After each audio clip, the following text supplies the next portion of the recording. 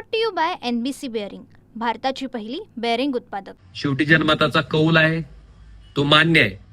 आणि ह्या निवडणुकीमध्ये समजा जिथं कुठं आम्ही काम करण्यात कमी पडलो असेल, काही त्या ठिकाणी राहिला असेल, तर त्याच्यात सुद्धा सुधारणा करून अजून परत तेवढ्याच ताकदीनं लोकांसाठी सक्रिय पद्धतीनं काम करत राहू. जे उमेदवार ह्या निवडणुकीमध्ये नगराध्यक्ष पदाचे आणि नगरसेवक पदाचे पराभूत झाले, त्यांच्यासाठी सुद्धा माझी कळकळीची विनंती आहे की आपण हताश निराश होऊ नका.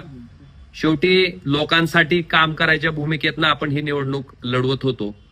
आणि मी माझं उदाहरण तुम्हाला सगळ्यांना देऊ इच्छितो आधी, की मी सुद्धा 2014च्या विधानसभा निवडणुकीमध्ये त्या ठिकाणी 10,000 मतांनी पराभूत झालो होतो. आणि हा पराभव झाल्याच्या नंतर साधारणतः 3-3.5 लाख मतमोजणीची प्रक्रिया संपली.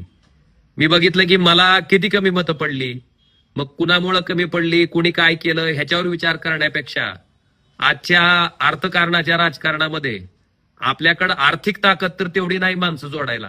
त्यामुळे ही माणसं आपल्याला मनातनं त्यांच्या कामाच्या माध्यमातनं त्या ठिकाणी जीवानं त्या ठिकाणी जोडावी लागणार. आणि हा एकमेव निर्धार करून मी 3 वाजताच्या मतमोजणीतनं बाहेर पडलो.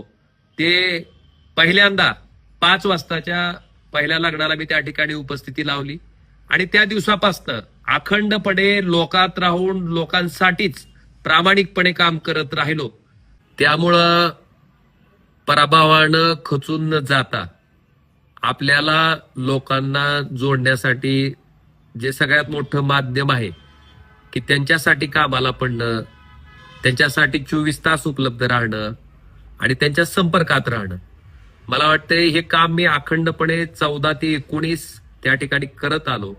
आणि त्याचाच परिपाक सामान्य जनतेनं प्रचंड पैशाची ताकद असताना, सत्तेची ताकद असताना सुद्धा 2019च्या लोकसभेच्या निवडणुकीत तब्बल 1,27,000 पेक्षा अधिकच्या मताने आणि 2024च्या लोकसभेच्या निवडणुकीत तब्बल 3,29,846 इतक्या मताच्या फरकाने त्या ठिकाणी लोकांनी परत सभागृहात जाण्यासाठी संधी दिली.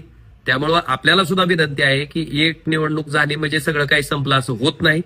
आपल्याला लढा हा द्यावाच लागणार आहे आणि त्याच्यासाठी लोकांच्या संपर्कात जाऊन काम करणं, त्यांच्यासाठी सतत उपलब्ध असणं, मला वाटतं हा मूलमंत्र त्या ठिकाणी आपण पाळून जर काम करत राहिलो तर निश्चित पुढच्या निवडणुकीमध्ये यश हे आपलंच असणार आहे. Brought to you by NBC bearing, भारताची पहिली बेअरिंग उत्पादक.